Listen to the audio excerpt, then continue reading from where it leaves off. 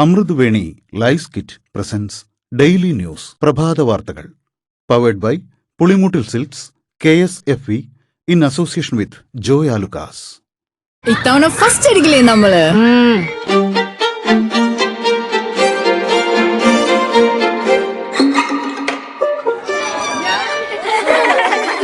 കുട്ടികൾക്കൊക്കെ പെയിൻ ശല്യം ഉണ്ടാകും. അതുകൊണ്ട് ലൈസ് കിറ്റ് ഉപയോഗിച്ച് ക്ലാസ്സിൽ വരാൻ പ്രത്യേക ശ്രദ്ധിക്കണം. ലൈസ് കിറ്റ് ലൈസ് റിമൂവർ പെയിൻ ശല്യത്തിൽ നിന്നും ഉടനടി ആശ്വാസം.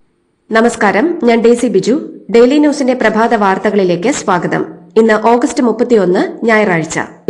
അമേരിക്കയ്ക്കും ഇന്ത്യയ്ക്കുമിടയിലെ ഭിന്നത രൂക്ഷമാകുന്നതിനിടെ പ്രധാനമന്ത്രി നരേന്ദ്രമോദിയും ചൈനീസ് പ്രസിഡന്റ് ഷീ ജിൻപിങ്ങും തമ്മിലുള്ള നിർണായക ചർച്ച ഇന്ന്. ജപ്പാൻ സന്ദർശനം പൂർത്തിയാക്കിയ മോദി ചൈനയിലെ ടിൻജിയാനിൽ ഇന്നലെ എത്തി. ആഗോള സാമ്പത്തിക സ്ഥിരതയ്ക്ക് ഇന്ത്യയും ചൈനയും തമ്മിലുള്ള സഹകരണം അനിവാര്യമെന്ന് മോദി വ്യക്തമാക്കി. 7 കൊല്ലത്തിനു ശേഷം ചൈനീസ് മണ്ണിലിറങ്ങിയ നരേന്ദ്രമോദിക്ക് ഹൃദ്യമായ വരവേൽപ്പാണ് ലഭിച്ചത്.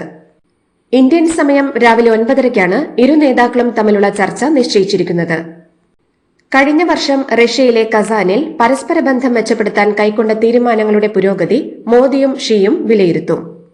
ഇരു രാജ്യങ്ങൾക്കുമിടയിൽ വിശ്വാസം വർദ്ധിപ്പിക്കാനുള്ള കൂടുതൽ നടപടികൾ ചർച്ചയാകും. ഷാങ്ഹായ് സഹകരണ ഉച്ചകോടിയുടെ ഭാഗമായ വിരുന്നിലും മോദി ഇന്ന് പങ്കെടുക്കും. നാളെ രാവിലെ മോദി ഉച്ചകോടിയിൽ സംസാരിക്കും. റഷ്യൻ പ്രസിഡന്റ് വ്ളാഡിമിർ പുടിനുമായും മോദി നാളെ ചർച്ച നടത്തും. യുക്രൈൻ പ്രസിഡന്റ് വ്ളോഡിമിർ സെലൻസ്കിയുമായി ഫോണിൽ സംസാരിച്ച പ്രധാനമന്ത്രി നരേന്ദ്രമോദി ഇന്ന് ചൈനീസ് പ്രസിഡന്റ് ഷീ ജിൻപിങ്ങിനെയും നാളെ റഷ്യൻ പ്രസിഡന്റ് വ്ളാഡിമിർ പുടിനെയും കാണാനിരിക്കെയാണ് സെലൻസ്കിയുമായി മോദി സംസാരിച്ചത്. റഷ്യയും യുക്രൈനും തമ്മിലുള്ള സംഘർഷം തീർക്കാനുള്ള ശ്രമങ്ങൾക്ക് എല്ലാ പിന്തുണയും ഉണ്ടാകുമെന്ന് മോദി സെലൻസ്കിയെ അറിയിച്ചു. അമേരിക്കയിൽ നടന്ന ചർച്ചയുടെ വിശദാംശങ്ങൾ സെലൻസ്കി മോദിയോട് വിശദീകരിച്ചു. കോഴിക്കോടിനെയും വയനാടിനെയും ബന്ധിപ്പിക്കുന്ന ഒപ്പം യാത്ര സുഗമമാക്കുന്ന ആനക്കാംപൊയിൽ കള്ളാടി മേപ്പാടി തുരങ്കപാത നിർമ്മാണ പ്രവൃത്തിക്ക് ഇന്ന് ഔദ്യോഗിക തുടക്കം. വയനാട് ജില്ലയിൽ 5.58 കിലോമീറ്ററും കോഴിക്കോട് ജില്ലയിൽ 3.15 കിലോമീറ്ററും ആകെ 8.735 കിലോമീറ്റർ നീളം വരുന്ന കേരളത്തിലെ ഏറ്റവും വലിയ അടിസ്ഥാന സൌകര്യ വികസന പദ്ധതികളിൽ ഒന്നായ തുരങ്കപാതയുടെ പ്രവൃത്തി ഉദ്ഘാടനം ഇന്ന് വൈകിട്ട് 4 മണിക്ക് കോഴിക്കോട് ജില്ലയിലെ ആനക്കാംപൊയിൽ സെന്റ് മേരീസ് സ്കൂൾ ഗ്രൌണ്ടിൽ മുഖ്യമന്ത്രി പിണറായി വിജയൻ നിർവഹിക്കും. സംസ്ഥാന സർക്കാരിന്റെ ഈ വർഷത്തെ ഓണാഘോഷ പരിപാടികൾ സെപ്റ്റംബർ 3 മുതൽ 9 വരെ സംഘടിപ്പിക്കും. ടൂറിസം വകുപ്പ് സംഘടിപ്പിക്കുന്ന ഓണം വാരാഘോഷത്തിന്റെ സംസ്ഥാനതല ഉദ്ഘാടനം സെപ്റ്റംബർ 3 വൈകിട്ട് 6 മണിക്ക് കനകക്കുന്ന് നിശാഗന്ധിയിൽ മുഖ്യമന്ത്രി പിണറായി വിജയൻ നിർവഹിക്കും. സംഗീത നൃത്ത വാദ്യഘോഷങ്ങളുടെ സെപ്റ്റംബർ 9 വരെ വിപുലമായ പരിപാടികളോടെയാണ് ഓണം വാരാഘോഷം സംഘടിപ്പിക്കുന്നതെന്ന് ഓണാഘോഷ കമ്മിറ്റി വർക്കിംഗ് ചെയർമാനും പൊതുവിദ്യാഭ്യാസ തൊഴിൽ മന്ത്രിയുമായ വി ശിവൻകുട്ടി വാർത്താസമ്മേളനത്തിൽ പറഞ്ഞു. സംസ്ഥാന സർക്കാർ സംഘടിപ്പിക്കുന്ന ആഗോള അയ്യപ്പ സംഗമത്തിൽ നിലപാട് വ്യക്തമാക്കി NSS general secretary G Sukumaran Nair. ആഗോള അയ്യപ്പ സംഗമത്തിന് പരിപൂർണ പിന്തുണ അല്ലെന്നാണ് NSSന്റെ വിശദീകരണം. ആചാരത്തിന് കോട്ടമില്ലെങ്കിൽ നല്ലത്. സമിതി നേതൃത്വ രാഷ്ട്രീയ മുക്തമാകണമെന്ന നിർദ്ദേശവും NSS മുന്നോട്ടുവച്ചു. ഉപാധികളോടെയാണ് പിന്തുണ എന്നറിയിച്ച ജി സുകുമാരൻ നായർ സമിതിയിൽ അയ്യപ്പ ഭക്തർ വേണമെന്നും നിർദ്ദേശിച്ചു. 71ാമത് നെഹ്റു ട്രോഫി വള്ളംകളിയിൽ വാശിയേറിയ പോരാട്ടത്തിൽ കപ്പടിച്ച് വിയ്യപുരം ചുണ്ടൻ. പുന്നമടക്കായലിലെ വാശിയേറിയ മത്സരത്തിൽ ഫോട്ടോ ഫിനിഷിലാണ് വിയ്യപുരത്തിന്റെ കിരീട നേട്ടം. VBC കൈനകരിയുടേതാണ് വിയ്യപുരം ചുണ്ടൻ. കഴിഞ്ഞ തവണ മില്ലി സെക്കൻഡിൽ കൈവിട്ടുപോയ കിരീടമാണ് ഇത്തവണ നേടിയെടുത്തത്. 1ാം ട്രാക്കിൽ മേൽപ്പാടം, 2ാം ട്രാക്കിൽ നിരണം, 3ാം ട്രാക്കിൽ നടുഭാഗം, 4ാം ട്രാക്കിൽ വിയ്യപുരം എന്നിങ്ങനെയാണ് അണിനിരന്നത്. വാശിയേറിയ മത്സരത്തിൽ പുന്നമട ബോട്ട് ക്ലബിന്റെ നടുഭാഗം 2ാം സ്ഥാനത്തെത്തി. 3ാം സ്ഥാനത്ത് പള്ളാത്തുരുത്തെ ബോട്ട് ക്ലബിന്റെ മേൽപ്പാടവും 4ാം സ്ഥാനത്ത് നിരണം ബോട്ട് ക്ലബിന്റെ നിരണവുമെത്തി. രാഹുൽ മാങ്കൂട്ടത്തിലിനെതിരെ ഉയർന്നത് തിരഞ്ഞെടുപ്പ് കാലത്ത് വരുന്ന കഴമ്പില്ലാത്ത ആരോപണങ്ങളാണെന്ന് കോൺഗ്രസ് MP അടൂർ പ്രകാശ്. രാഹുൽ നിയമസഭാ സമ്മേളനത്തിൽ പങ്കെടുക്കുമെന്നും രാഹുലിന് സംരക്ഷണമൊരുക്കുമെന്നും എല്ലാവർക്കും നീതി ലഭ്യമാകേണ്ടതുണ്ടെന്നും അദ്ദേഹം പറഞ്ഞു. നിയമം എല്ലാവർക്കും ഒരുപോലെയാണെന്നും ആരോപണ വിധേയരായവർ സഭയിലുണ്ടെന്നും പറഞ്ഞ അദ്ദേഹം രാഹുലിന് മാത്രം എന്തിന് മാറ്റി നിർത്തണമെന്നും ചോദിച്ചു. കണ്ണപുരം സ്ഫോടന കേസിലെ പ്രതി അനൂപ് മാലിക് പോലീസ് പിടിയിലായി. ഇന്നലെ വൈകിട്ടോടെ കാഞ്ഞങ്ങാട് വെച്ചാണ് ഇയാൾ കണ്ണപുരം പോലീസിന്റെ പിടിയിലായത്. കാഞ്ഞങ്ങാടുള്ള ഒരു സുഹൃത്തിന്റെ വീട്ടിലെത്തിയതായിരുന്നു. സുഹൃത്താണ് ഹൊസ്ദുർഗ് പോലീസിൽ വിവരം അറിയിച്ചത്. അനൂപ് മാലിക്കിനെയും കൂട്ടി സ്റ്റേഷനിലെത്താൻ പോലീസ് ആവശ്യപ്പെട്ടത് പ്രകാരം സ്റ്റേഷനിൽ ഹാജരാവുകയായിരുന്നു. വഖഫ് സ്വത്ത് നഷ്ടപ്പെടുമോ എന്ന ആശങ്കയിലാണ് രാജ്യത്തെ മുസ്ലിം വിഭാഗമെന്ന് കാന്തപുരം AP അബൂബക്കർ മുസ്ലിയാർ. വഖഫ് സ്വത്തുക്കൾ കൈയേറ്റം ചെയ്യാൻ മഹല്ല് കമ്മിറ്റികൾ അനുവദിക്കരുതെന്നും ബില്ലിന്റെ അടിസ്ഥാനത്തിൽ വഖഫ് സ്വത്തുക്കൾ നഷ്ടപ്പെടുമെന്ന ആശങ്കയുണ്ടെന്നും AP അബൂബക്കർ മുസ്ലിയാർ പറഞ്ഞു. കേന്ദ്ര സംസ്ഥാന സർക്കാരുകൾ ആശങ്ക അകറ്റാൻ മുന്നോട്ട് വരണമെന്നും AP അബൂബക്കർ മുസ്ലിയാർ ആവശ്യപ്പെട്ടു.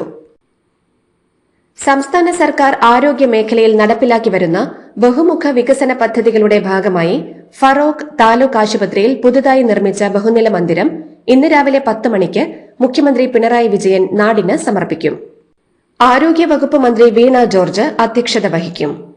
സംസ്ഥാന ആരോഗ്യ മേഖലയിൽ നടന്നുവരുന്ന വലിയ വികസന പ്രവർത്തനങ്ങളുടെ തുടർച്ചയാണ് ഫറോക്ക് താലൂക്ക് ആശുപത്രിയുടെ പുതിയ കെട്ടിടമെന്ന് മന്ത്രി വീണ ജോർജ് പറഞ്ഞു. സുന്ദരിപ്പൂവേ പൂത്തുമ്പികളെ ചിരി ചിരി ചെറു ചിരി പൊളി പൊളി അടിപൊളി തകതിത്താരോ Pulimutil Silks presents Unskippable Onam Collections. Starts at just ₹299. Marunadan Malayali ഉടമ ഷാജൻ സ്കറിയയ്ക്ക് മർദ്ദനം. വാഹനത്തിൽ പിന്തുടർന്നെത്തിയ സംഘമായിരുന്നു ഷാജനെ മർദ്ദിച്ചത്. ഇടുക്കിയിൽ ഒരു വിവാഹ ചടങ്ങിൽ പങ്കെടുത്ത മടങ്ങും വഴി മങ്ങാട്ട് കവലയിലാണ് സംഭവം. പരിക്കേറ്റ ഷാജൻ സ്കറിയയെ പോലീസാണ് ആശുപത്രിയിൽ എത്തിച്ചത്. പരിക്ക് ഗുരുതരമല്ല. ഷാജന്റെ വിശദമായ മൊഴി രേഖപ്പെടുത്തിയ ശേഷം കേസെടുക്കുമെന്ന് പോലീസ് അറിയിച്ചു. ഇന്നലെ വൈകിട്ടോടെയാണ് സംഭവമുണ്ടായത്. CK ജാനുവിന്റെ നേതൃത്വത്തിലുള്ള ജനാധിപത്യ രാഷ്ട്രീയ പാർട്ടി NDA വിട്ടു. NDAയിൽ നിന്നും അവഗണന നേരിട്ടതായി CK ജാനു പറഞ്ഞു. ഇതേ തുടർന്നാണ് CK ജാനു അടക്കമുള്ള ജനാധിപത്യ രാഷ്ട്രീയ പാർട്ടി പ്രവർത്തകർ NDAയിൽ തുടരേണ്ടതില്ലെന്ന തീരുമാനം എടുത്തത്. ഇന്നലെ കോഴിക്കോട് ചേർന്ന ജനാധിപത്യ രാഷ്ട്രീയ പാർട്ടിയുടെ സംസ്ഥാന കമ്മിറ്റിയിലാണ് തീരുമാനം. ഓണത്തോടനുബന്ധിച്ചുള്ള ജില്ലാ ഫെയറുകൾ ആരംഭിച്ച ഓഗസ്റ്റ് 25 മുതൽ 29 വരെ സപ്ലൈകോ നേടിയത് 73 കോടിയിലധികം രൂപയുടെ വിറ്റുവരവ്. ഇതിൽ ജില്ലാ ഫെയറുകളിൽ നിന്നും മാത്രമുള്ള വിറ്റുവരവ് 2 കോടിയിലധികമാണ്. ഈ ദിവസങ്ങളിൽ 10 ലക്ഷത്തിലധികം ഉപഭോക്താക്കളാണ് സപ്ലൈകോ വിൽപ്പനശാലകൾ സന്ദർശിച്ചതെന്ന് സർക്കാരിന്റെ കണക്ക്. ഓഗസ്റ്റ് മാസത്തിൽ 29 വരെ ആകെ 270 കോടി രൂപയുടെ വിറ്റുവരവുണ്ടായി. പാലക്കാട് ചെർപ്പുളശ്ശേരി കാറൽമണ്ണയിൽ പന്നിക്കെണിയിൽ നിന്നും ഷോക്കേറ്റ് ഇതര സംസ്ഥാന തൊഴിലാളി മരിച്ച സംഭവത്തിൽ 2 പേർ അറസ്റ്റിലായി. കമ്പിവേലിയിലേക്ക് വൈദ്യുതി പ്രവഹിപ്പിക്കാൻ സഹായിയായി പ്രവർത്തിച്ച കാറൽമണ്ണ മണ്ണിങ്ങൽ വീട്ടിൽ MK ഹരിദാസൻ, പാട്ടത്തിനടുത്ത ഭൂമിയിൽ വാഴകൃഷി നടത്തിയിരുന്ന ചെർപ്പുളശ്ശേരി പാറക്കൽ വീട്ടിൽ പ്രഭാകരൻ എന്നിവരാണ് അറസ്റ്റിലായത്. നിലവിൽ ഒരു വിവാഹബന്ധം ഉള്ളപ്പോൾ മറ്റൊരാൾ വിവാഹ വാഗ്ദാനം നൽകി ലൈംഗിക ബന്ധത്തിൽ ഏർപ്പെട്ടുവെന്ന ആരോപണം നിലനിൽക്കില്ലെന്ന് ഹൈക്കോടതി. വിവാഹ വാഗ്ദാനം നൽകി സ്ത്രീയെ ലൈംഗികമായി പീഡിപ്പിച്ചെന്ന കേസിൽ പ്രതിക്ക് സ്ഥിരം ജാമ്യം അനുവദിച്ചുകൊണ്ട് ജസ്റ്റിസ് ബെച്ചു കുര്യൻ തോമസാണ് ഇക്കാര്യത്തിൽ നിരീക്ഷണം നടത്തിയത്. സംസ്ഥാനത്തെ എല്ലാ റേഷൻ കടകളും ഇന്നും തുറന്നു പ്രവർത്തിക്കും. ഓഗസ്റ്റ് മാസത്തെ റേഷൻ വിതരണവും സ്പെഷ്യൽ അരിയുടെ വിതരണവും ഇന്നത്തോടെ പൂർത്തിയാകുന്നതാണ്. ഈ മാസം ഇതുവരെ 82% ഗുണഭോക്താക്കൾ റേഷൻ വിഹിതം കൈപ്പറ്റിയിട്ടുണ്ട്. ഓഗസ്റ്റ് മാസത്തെ റേഷൻ ഇനിയും വാങ്ങാത്തവർ ഇന്ന് തന്നെ വാങ്ങേണ്ടതാണ്. സ്റ്റോക്ക് എടുപ്പ് പ്രമാണിച്ച് നാളെ റേഷൻ കടകൾക്ക് അവധിയായിരിക്കും. സംസ്ഥാനത്തെ സ്വകാര്യ ആശുപത്രികളിലെ വിദേശ നിക്ഷേപത്തിനെതിരെ മുഖ്യമന്ത്രി പിണറായി വിജയൻ.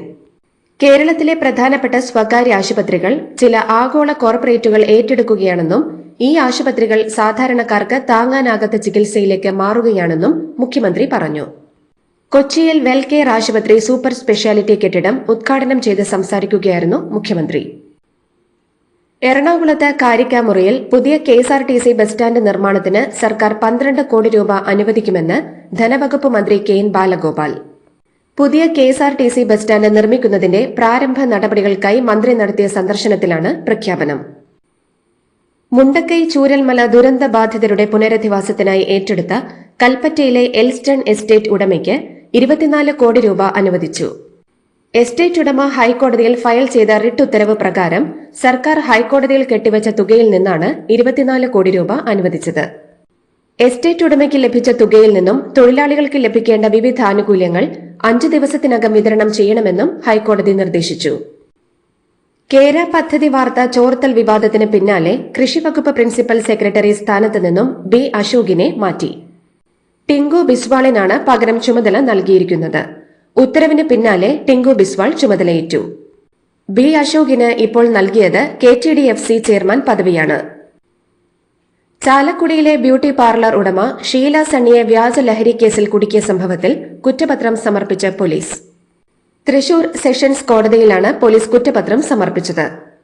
കാലടി സ്വദേശിനി ലിവിയ ജോസും തൃപ്പൂണിത്തുറ സ്വദേശി നാരായണദാസുമാണ് കേസിലെ പ്രതികൾ. എക്സൈസ് ഉദ്യോഗസ്ഥരെ സാക്ഷികളാക്കിയാണ് കുറ്റപത്രം സമർപ്പിച്ചിരിക്കുന്നത്.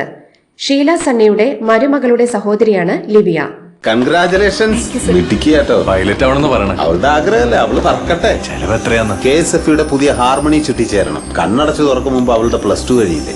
കടം വാങ്ങാതെയും സ്ഥലം വിൽക്കാതെയും കുട്ടികളെ പഠിപ്പിക്കാം. KSFE ഹാർമണി ചിട്ടികൾ. KSFE ഹാർമണി ചുറ്റിയിൽ ചേരുന്ന 100 ഭാഗ്യശാലികൾക്ക് സിംഗപ്പൂർ യാത്ര സൗജന്യം.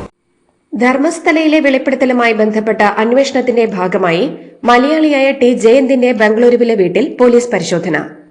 വെളിപ്പെടുത്തൽ നടത്തുകയും പിന്നീട് അറസ്റ്റിലാവുകയും ചെയ്ത ചിന്നയ്യക്കൊപ്പമാണ് SIT സംഘം ജയന്തിന്റെ വീട്ടിലെത്തിയത്.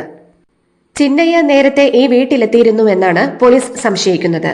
ഇതേ തുടർന്നാണ് പരിശോധന നടത്തിയത്. 16-ാം നൂറ്റാണ്ടിൽ വൈഷ്ണവ സന്യാസി ശ്രീ ശങ്കരൻ നിർമ്മിച്ച വൃന്ദാവനി വസ്ത്ര എന്ന പട്ടുതുണി 2027 അസമിൽ പ്രദർശിപ്പിക്കാൻ അനുമതി ലഭിച്ചതായി മുഖ്യമന്ത്രി ഹിമന്ത ബിശ്വ ശർമ്മ. ലണ്ടനിലെ ബ്രിട്ടീഷ് മ്യൂസിയമാണ് വൃന്ദാവനി വസ്ത്രം വായ്പ നൽകാൻ സമ്മതിച്ചത്. 18 മാസത്തേക്കാണ് പ്രദർശനം ഉണ്ടാവുക. അതേസമയം വൃന്ദാവൻ വസ്ത്രം പ്രദർശിപ്പിക്കുന്നതിന് ബ്രിട്ടീഷ് മ്യൂസിയം ഒരു അത്യാധുനിക മ്യൂസിയം ഉൾപ്പെടെയുള്ള ചില നിബന്ധനകൾ നിശ്ചയിച്ചിട്ടുണ്ടെന്നും അദ്ദേഹം കൂട്ടിച്ചേർത്തു. പഞ്ചാബ് നാഷണൽ ബാങ്ക് വായ്പാ തട്ടിപ്പ് കേസിലെ പ്രതിയും വജ്ര വ്യാപാരിയുമായ മെഹുൽ ചോക്സിയുടെ ജാമ്യാപേക്ഷ ബെൽജിയത്തിലെ അപ്പീൽ കോടതി വീണ്ടും തള്ളി.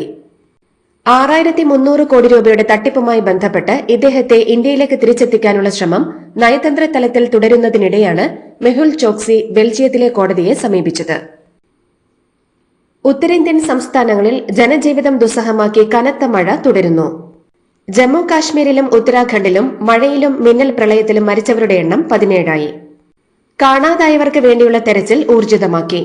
പഞ്ചാബിൽ വെള്ളപ്പൊക്ക ബാധിത പ്രദേശങ്ങളിൽ കുടുങ്ങിക്കിടക്കുന്നവരെ രക്ഷപ്പെടുത്തുന്നതിനുള്ള ശ്രമം കരസേന തുടരുകയാണ്. ഉഭയകക്ഷി ബന്ധം കൂടുതൽ ശക്തിപ്പെടുത്താനുള്ള ഉൽപാദനക്ഷമമായ പ്രവർത്തനങ്ങൾക്ക് ജപ്പാൻ സന്ദർശനം ഫലം ചെയ്തുവെന്ന് പ്രധാനമന്ത്രി നരേന്ദ്രമോദി. ജപ്പാനുമായി 13 സുപ്രധാന കരാറുകളിൽ ഒപ്പുവച്ച നരേന്ദ്രമോദി 2 ദിവസത്തെ ജപ്പാൻ സന്ദർശനം പൂർത്തിയാക്കിയ ശേഷം ഇന്ന് നടക്കുന്ന SCO ഉച്ചകോടിയിൽ പങ്കെടുക്കാൻ ഇന്നലെ ചൈനയിലെത്തി. ദില്ലിയിൽ പ്രസാദം നൽകാൻ വൈകിയതിന് ക്ഷേത്ര ജീവനക്കാരനെ യുവാക്കൾ അടിച്ചുകൊന്നു. യുവാക്കളിൽ ഒരാളെ നാട്ടുകാർ പിടികൂടി പോലീസിലേൽപ്പിച്ചു. 2 പേർക്കായി തെരച്ചിൽ തുടരുന്നു. ജനമധ്യത്തിൽ നടന്ന നടുക്കുന്ന സംഭവത്തിന്റെ ദൃശ്യങ്ങൾ പുറത്തുവന്നു.